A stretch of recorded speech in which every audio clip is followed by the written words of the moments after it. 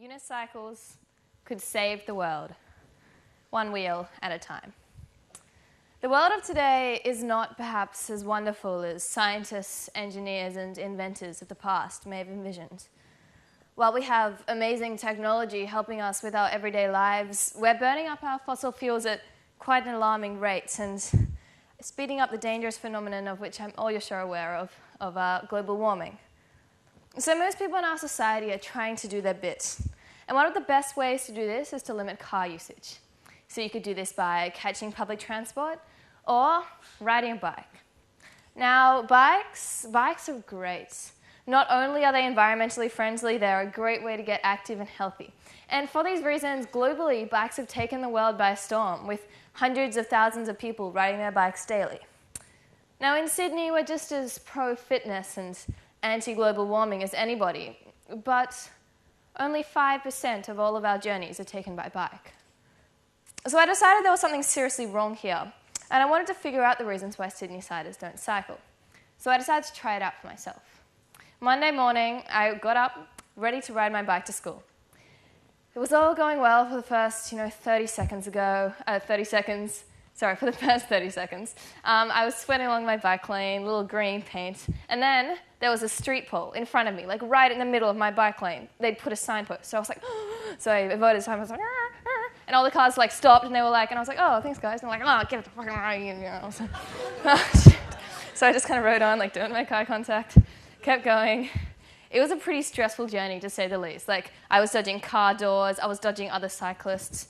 Anyway, I got there in the end, chained up my bike, went to school.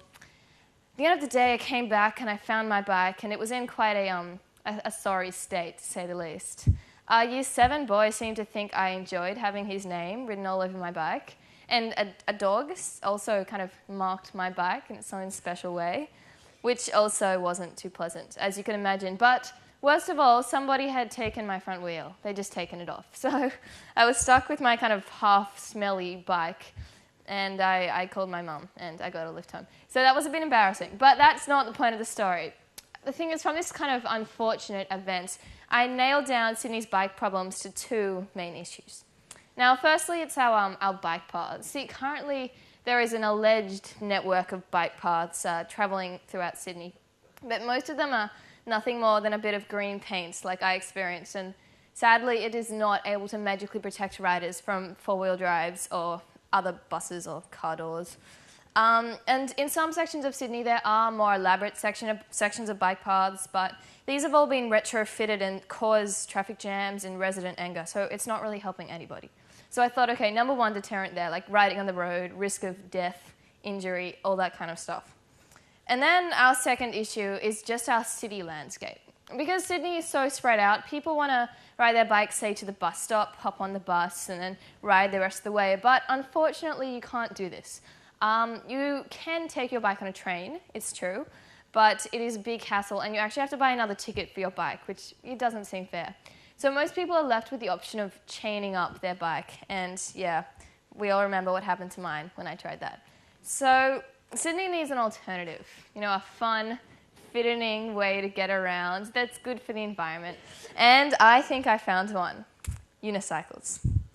Now, for most people, unicycles conjures up images of circus folk or clowns, but unicycles have moved on, I think, from mere entertainment. And while there are people today who do, extreme unicycling, that's anything from mountain unicycling to unicycle hockey to a new one of unicycle ballroom, which is just weird. It's not what I'm talking about. I'm talking about unicycles becoming a part of our everyday lives, just something your average Joe rides to work. Because while bikes are great, they really don't suit Sydney at all, and unicycles do. You can ride your unicycle on the pavement, taking out the risky road journey. They're so easy to steer. You can weave in and out pedestrians, you can hop on, hop off to walk on more crowded sections of the path. And this just makes them ideal for riding on the pavement. Secondly, unicycles can go on buses, trains, ferries, whatever. Like, they're so small, everyone lets them on. It's so easy. And then once you get to your destination, you can just put it in your locker. Like, I put my unicycle in my locker all the time. Or you can put it under your desk because they're small enough. Well, you have to have a reasonable size locker, but you get it in there. So, unicycles can also be ridden without a helmet because the crashes, if you have a crash, they're pretty low impact. It's like crashing with someone on like a computer wheelie chair. It's not that bad because you're not, strapped in like you are on a bike. So, unicycles are pretty much the superior transport method in Sydney at least because they fit in so much with our existing roads and transports. How will they save the world? Well, unicycles are fun and they're appealing. Oh no, just stop the slides. They're fun and sorry, and they're appealing to young people.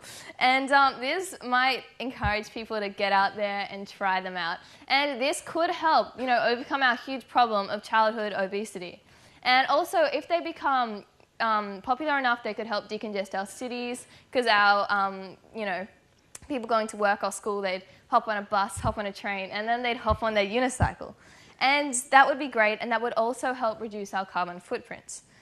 See, most importantly, of course, they're fun. It's so fun. Now, many of you may think that this is like a nice, like novel idea, and it's not actually going to happen. But I wanted to present to you a day in my life as a unicyclist. Okay, so this is me riding my unicycle to school. Off I go. You can go forwards now. Yep, going. You can just go quickly, there's quite a lot. And I got to the bus stop, and because unicycles are easy as pie, I just hopped on the bus with my unicycle. Yep, hopping on the bus, and that was easy. Then after school, I decided to head down to the beach with my unicycle, got my boogie board, and off I went, riding down the road. Yep, because it's easy, I can't see anyone doing that on a bike. That would just be difficult. So I got back from the beach, decided it was time for a night out, and, here I am in the next slide, trying to figure out, should I take my unicycle, should I ride my car, because I can drive. And I decided, of course, to take the unicycle. It's the sensible option. So you might just notice here, I was unicycling in my high heels and my thing, because I don't need a helmet. Yeah, so I got to the pub, which was my destination, and I remembered that I wasn't 18, which I'd somehow forgotten earlier.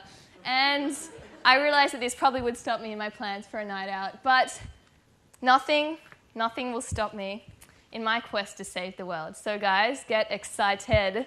Get involved, and you and me can save the world one wheel at a time. Thank you.